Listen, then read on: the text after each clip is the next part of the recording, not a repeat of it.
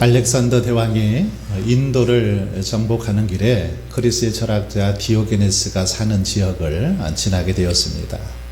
예전에 듣기는 이 디오게네스는 비록 아무런 지위도 없고 또 아무것도 가진 것도 없으면서 늘 행복하고 즐겁게 산다라는 그런 이야기를 들은 바가 있습니다. 대왕인 자신보다 아무것도 가지지 않으면서도 행복하게 산다는 것에 이 알렉산더 대왕은 좀 몹시 이렇게 기분이 좀 상했습니다. 그래서 이번 정복길에 도대체 그가 어떤 사람인지 보고 싶어서 그의 집에 이렇게 들려보게 되었습니다. 그런데 집에 도착했더니 이 디오게네스는 강둑에서 그냥 다 벌거벗은 채로 그렇게 햇볕을 쬐면서 아주 즐겁게 그렇게 있는 것입니다. 디오게네스의 모습 너무너무 평화로워 보였습니다. 맑고 순수한 눈빛, 미소를 머금은 입술. 그의 모습은 소박하면서도 당당하고 자연스러우면서도 고상함이 흘러 넘쳤습니다. 수많은 나라를 정복한 자신은 어쩌면 지금껏 한 번도 이렇게 평화로운 그런 분위기를 느껴본 적이 없었는데, 이렇게 행복한 적이 없었는데 디오게네스의 모습을 보니까 그렇지 않았습니다.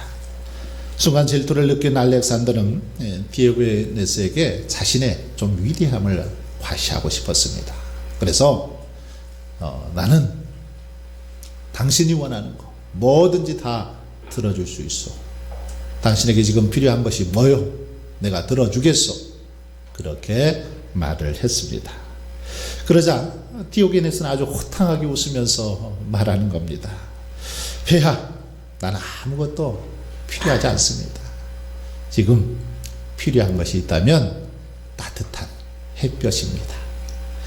당신이 지금 그 햇볕을 가렸으니 조금만 좀 비켜주시죠. 이렇게 얘기했다는 것입니다. 이 말에 알렉산더는 충격을 받고 잠시 생각에 잠겼습니다. 자신에게는 창고 가득 넘치는 보물이 있었고 또 수없이 아름다운 여인들이 자기를 따랐고 많은 부하들이 자기 밑에 있었지만 저렇게 당당하고 행복해 본 적이 없다라는 사실에 다시금 이 디오게네스가 부러워졌습니다. 그래서 디오게네스를 향해서 다시 한번 묻습니다. 디오게네스요, 어떻게 하면 나도 당신처럼 그렇게 여유롭게 행복하게 살 수 있겠소? 라고 묻지요.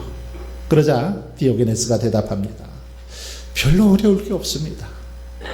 별로 어려울 게 없습니다. 이리 오셔서 당장 그 황제의 의복을 벗어버리고 제 곁에 누워서 저랑 함께 일광욕을 즐기시면 됩니다. 이렇게 말하는 것입니다. 이 말에 알렉산더는 지금은 그렇게 할 수 없어. 내게는 세계 정복이라는 목표가 남아있어. 세계를 정복한 후에 다시 찾아와서 그렇게 하겠소 라고 대답합니다. 그러자 디오게네스가 다시 말합니다. 당신은 세계 정복의 야망에 집착하여 지금 이 순간을 즐길 수 있는 마음에 여유가 없군요. 당신이 지금 이 순간 행복하고 평화로울 수 없다라면 세계를 정복하더라도 마찬가지요. 이렇게 대답합니다.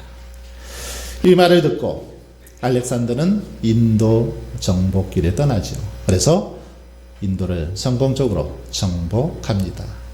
그러나 알렉산더는 항상 정적들의 살해 위협에 불안해하면서 살아가다가 33살의 나이에 병들어서 죽고 맙니다. 수많은 나라를 정복하고 많은 권력과 부를 가졌지만, 어쩌면 그렇게 많은 거 가졌지만 전혀 누려보지 못하고 그렇게 병들어서 요절하고 말았다라는 말입니다. 여러분, 알렉산더의 마음은 정복에 대한 욕구로 가득했습니다. 그러나 디오게네스에게는 욕망을 정복한 기쁨이 있었습니다. 두 사람, 이들은 분명히 차이가 있었죠. 생각이 달랐고 삶의 방식과 가치가 달랐습니다. 그 때문에 두 사람이 중요시하는 가치와 소원도 달랐던 것을 볼 수 있습니다. 여러분, 한 사람의 이 가치를 결정하는 것 무엇일까요? 그 사람의 가치를 결정하는 것 무엇이라고 생각합니까? 어떤 사람들은 그것이 지식이나 신분이나 또 그가 가지고 있는 소유나 물질이라고 그렇게 생각합니다. 그것들이 그 사람을 결정한다고 그렇게 생각하더라는 거죠. 하지만 그렇지 않습니다. 사람의 진정한 가치는 그가 그 마음속에 어떤 소원을 품고 어떤 비전, 어떤 꿈을 가지고 살아가느냐가 그 사람의 가치를 결정하더라는 것입니다. 그렇기 때문에 그 사람이 품은 소원, 그 사람이 가진 비전은 조각가의, 예술가의 칼과 같습니다. 어떤 소원을 품고 있느냐에 따라서 어떻게 그가 조각을 할 수 있기 때문이죠. 다윗은 이스라엘이 배출한 최고의 인물 중 한 사람입니다. 하나님께서는 다윗을 향해서 내 마음에 합한 자다라고 그렇게 칭찬을 하시죠. 왜 하나님께서 이렇게 다윗을 칭찬하셨을까요? 그 이유는 그가 왕이었기 때문일까요? 아닙니다. 다윗이 왕이라서 칭찬한 것이 아닙니다. 그럼 왜 그를 칭찬하셨을까? 그것은 그가 특별한 소원을 마음속에 간직하고 있었기 때문입니다. 다윗의 마음속에는 특별한 소원이 자리 잡고 있었기 때문에 그를 하나님께서는 기뻐하시고 칭찬하셨다라는 것입니다. 그렇다면 여러분, 다윗의 소원 무엇입니까? 오늘 본문 1절은 다윗의 소원이 무엇인지 우리에게 잘 보여주고 있습니다. 여호와여, 주의 장막에 머무를 자 누구오며 주의 성산에 사는 자 누구오니까? 이 말씀을 통해서 다윗은 늘 하나님의 장막에 머물고 주의 성산에 사는 것, 이것이 자신의 일평생 소원이었음을 고백하고 있습니다. 주의 장막에 머물며 주의 성산에서 사는 것, 이것이 다윗의 소원이었고 기도의 제목이었다라는 것입니다. 오늘 본문은 다윗의 시라고 그렇게 저자만 밝히고 있을 뿐 연주 방식이나 또 언제 이 시가 지어졌는지에 대해서는 기록되어 있지 않습니다. 다만 오늘 본문 속에 주의 장막 또는 주의 성산들이라는 이런 표현으로 봐서 이 시는 성막에 대한 관심이 고조되었을 때, 즉 언약궤를 다윗성에서 다윗성, 시온성이라고도 하죠. 이 시온성으로 옮겨서 언약궤를 안치했을 때 이 시를 지었을 것으로 그렇게 추정하고 있습니다. 여기서 주의 장막이란 아직 성전이 건축되기 전 하나님의 언약궤가 장막에 머물고 있던 그런 상황을 표현한 것이죠. 그리고 주의 성산이란 하나님의 장막이 있던 시온산을 가리키는 표현입니다. 그런데 구약의 성전은 하나님의 임재에 처소라는 그런 상징적인 표현, 상징이 있었기 때문에, 그리고 시온은 하나님이 당신의 이름을 두기 위하여 택하신 특별한 장소라는 점에서 이 표현은 바로 하나님의 나라를 예표한다라고 말할 수 있습니다. 주의 장막, 주의 성산, 이것은 한마디로 말해서 하나님의 나라를 예표하고 있는 그런 단어들이라는 것이죠.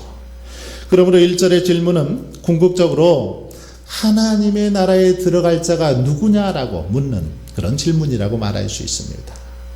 하나님의 장막에 들어갈 자, 하나님의 나라에 들어갈 자 누구인가라는 거죠.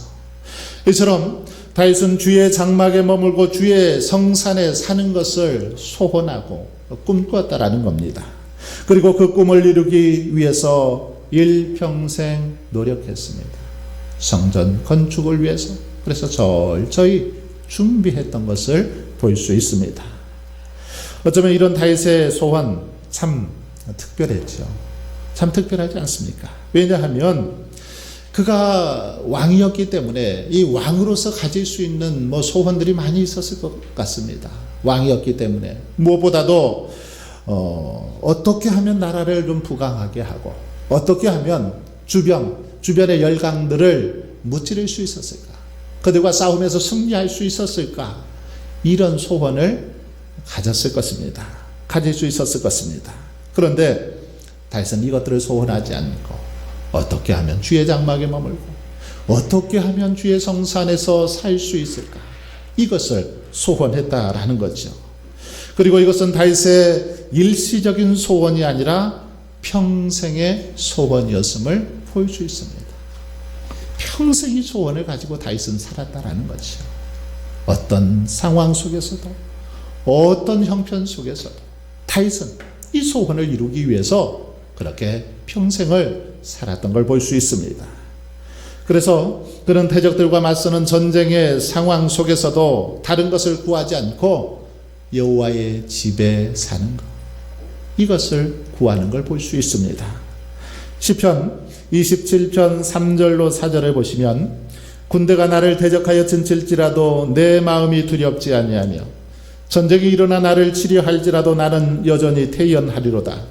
내가 여호와께 바라는 한 가지 일 그것을 구하리니 곧 내가 내 평생에 여호와의 집에 살면서 여호와의 아름다움을 바라보며 그의 성전에서 사모하는 그것이라.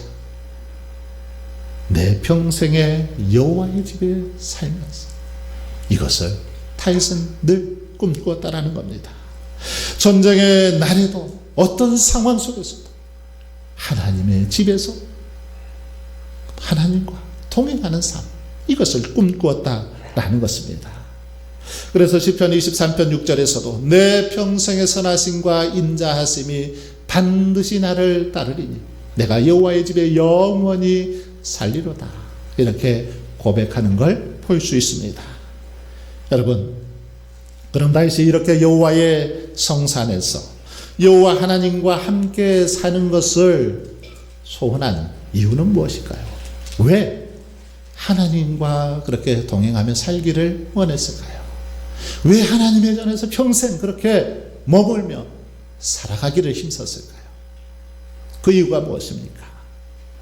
바로 그것은 하나님과 함께 하기만 하면, 자신이 하나님과 동행하기만 하면 하나님께서 자신의 모든 것 다 해결해 주시고 채워주시고 인도해 주신다라는 믿음이 있었기 때문이라는 것입니다. 하나님이 함께 하시며 자신은 비록 부족하고 연약하지만 능치 못함이 없음을 믿었다라는 것입니다. 하나님께서 도와주시며 하나님께서 축복해 주시면 복된 삶을 살 수 있다라는 사실을 알았기 때문에 그렇게 하나님과 통행하기를 힘썼다라는 것입니다. 한 왕이 있었습니다. 그에게는 3명의 왕비가 있었는데 이 3 왕비 중에 어느 왕비가 자신을 가장 사랑하는지 궁금했습니다. 그래서 왕이 어느 날 이 3 왕비를 불러놓고 내게 한 가지씩 한번 소원을 말해보라고 얘기했습니다. 무슨 소원이든지 다 들어줄 테니 한번 얘기해봐라. 그랬더니 첫 번째 이 왕비가 저는 신기한 보석을 갖고 싶습니다.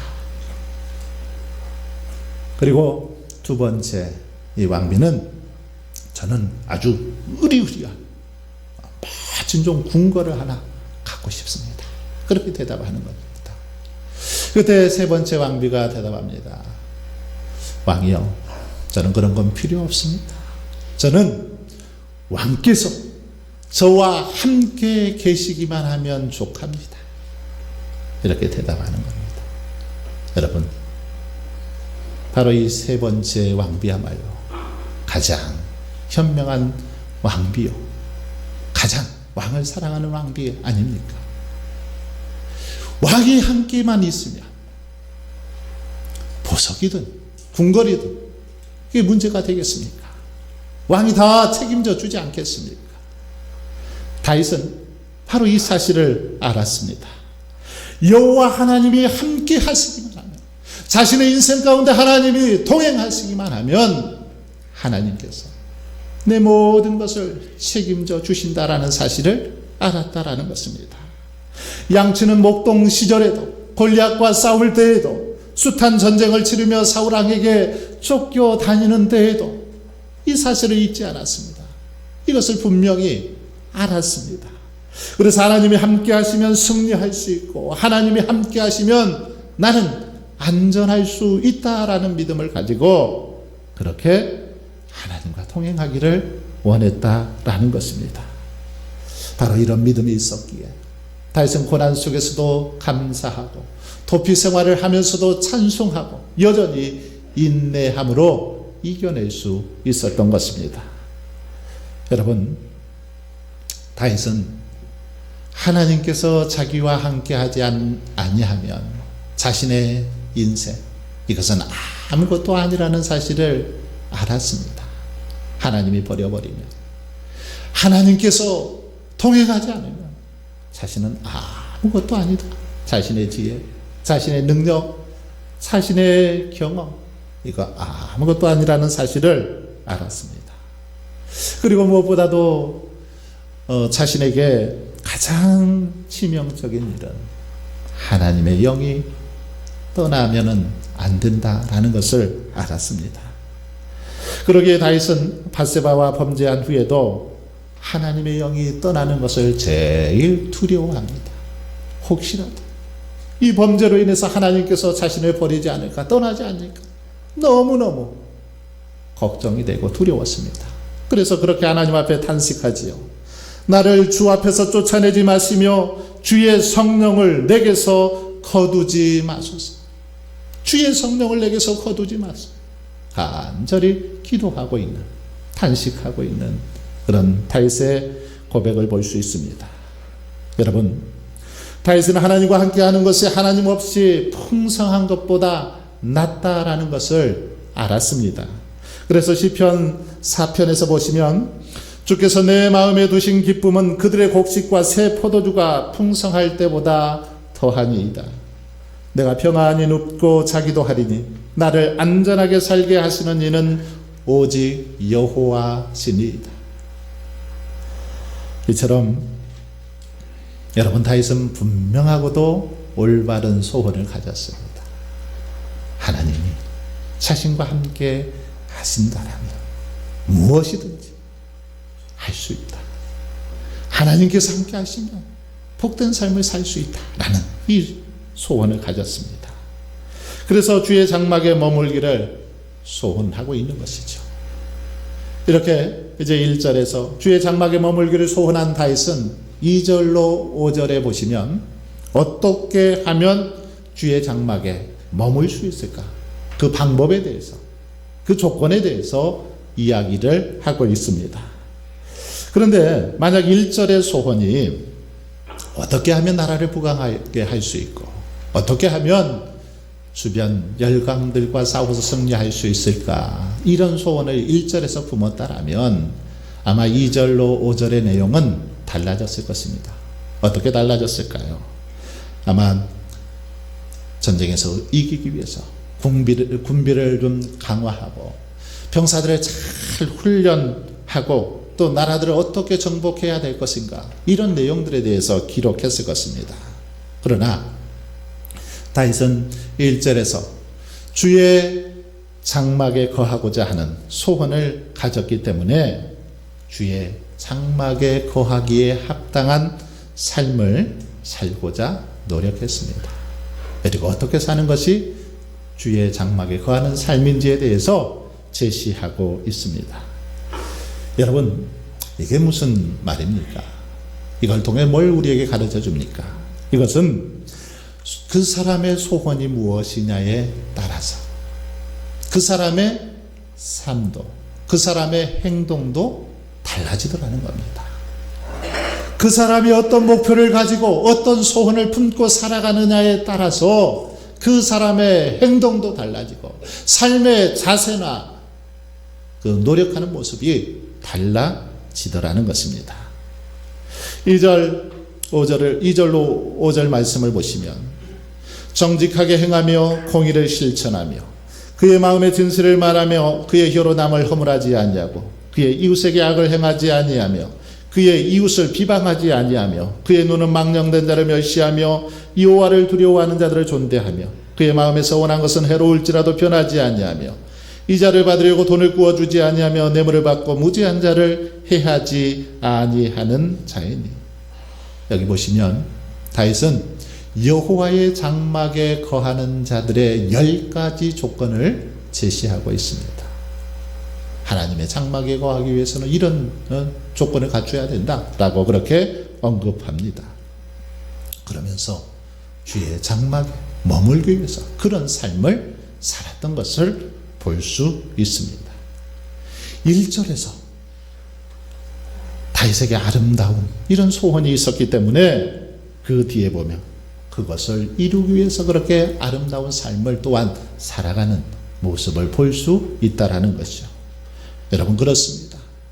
소원이 아름다우면 그 삶 역시도 아름답습니다.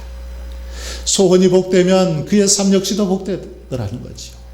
소원이 유익한 것이면 그의 삶 역시도 유익하게 되더라는 말씀입니다. 예수님께도 소원이 있었습니다. 그것은 아버지 하나님의 뜻을 행하려는 소원이었죠. 즉 예수님을 믿는 사람마다 영생을 얻게 하는 것, 이것이 주님의 소원이었습니다. 요한복음 6장에 보시면 내가 하늘에서 내려온 것은 내 뜻을 행하려 함이 아니요 나를 보내신 이의 뜻을 행하려 함이니라. 나를 보내신 이의 뜻은 내게 주신 자 중에 내가 하나도 잃어버리지 아니하고 마지막 날에 다시 살리는 이것이니라. 내 아버지의 뜻은 아들을 보고 믿는 자마다 영생을 얻는 이것이니 마지막 날에 내가 이를 다시 살리리라 하시니라. 주님의 뜻 무엇입니까? 아들을 보고 믿는 자마다 영생을 얻도록 하는 것, 이것이 주님의 소원이었습니다.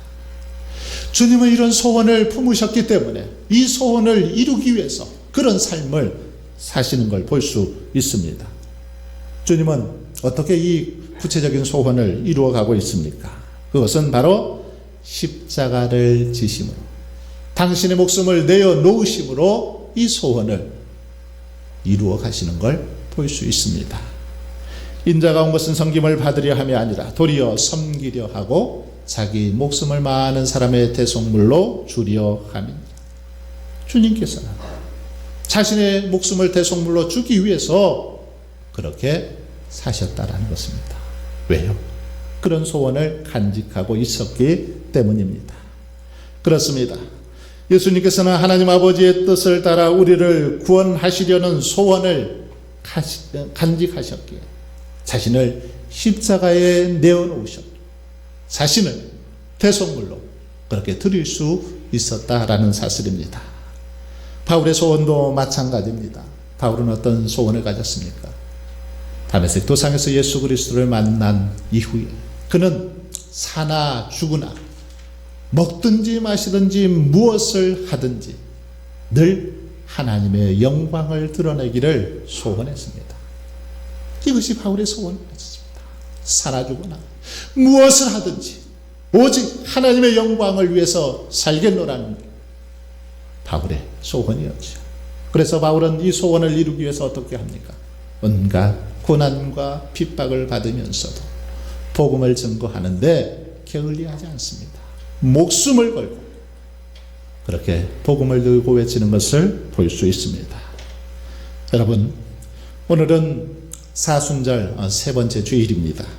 예수님의 고난을 묵상하면서 보내는 이 기간, 한번 우리의 마음을 지배하고 있는 그 소원이 무엇인가 한번 생각해 보았으면 합니다. 우리의 마음을 지배하고 있는 소원 무엇입니까? 지금 여러분의 소원 무엇입니까? 무엇을 바라보며 무엇을 기대하며 살아가고 있습니까? 여러분이 생각하는 평생의 소원 무엇입니까? 예수님을 따라 나섰지만 마음속에 제자들은 딴 마음을 품었습니다. 그래서 예수님께서 대속 사역을 위해서 예루살렘에 올라가시는 그 순간에도 제자들은 서로 누가 큰지를 다투고 있었습니다. 야고보와 요한은 어머니까지 대동해서 자신들을 예수님의 보좌 오른편과 왼편에 앉게 해달라고 그렇게 요청하기도 했습니다. 예수님께서는 지금 하나님의 뜻을 이루시고자 고난의 길을 가셨지만 예수님의 마음을 함께 품어야 할 제자들은 그런 상황 속에서도 서로 좋은 자리 차지하겠다고 그렇게 다투고 있었다라는 것입니다. 정말 충격적인 것은 제자들의 이런 모습이 바로 예수님이 자신의 죽음을 언급하신 이후에 직후에 있었다라는 것입니다. 예수님이 내가 십자가에 못 박혀 죽을 것이다 이것을 예고하신 직후에 이런 지금 행동을 제자들이 했다라는 것입니다. 마태복음 20장에 보시면 예수께서 예루살렘으로 올라가려 하실 때에 12제자를 따로 데리시고 길에서 이르시되 보라 우리가 예루살렘으로 올라가노니 인자가 대제사장들과 서기관들에게 넘겨짐에 그들이 죽이기로 결의하고 이방인들에게 넘겨주어 그를 조롱하며 채찍질하며 십자가에 못 박게 할 것이나 제3일에 살아나리라.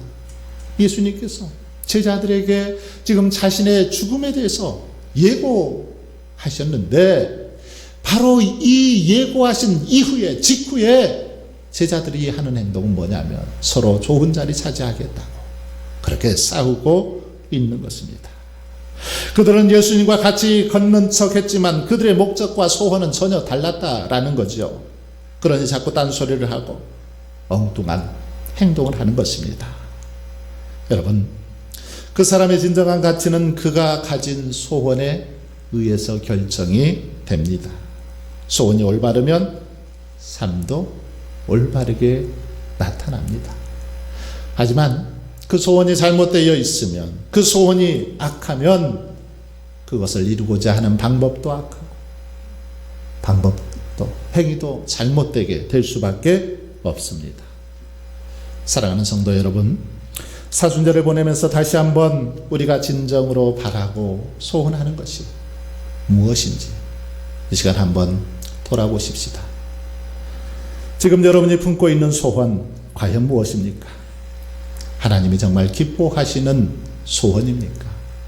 아니면 우리 자신의 사리사욕만을 채우기 위한 그런 소원을 품고 살아가고 있습니까?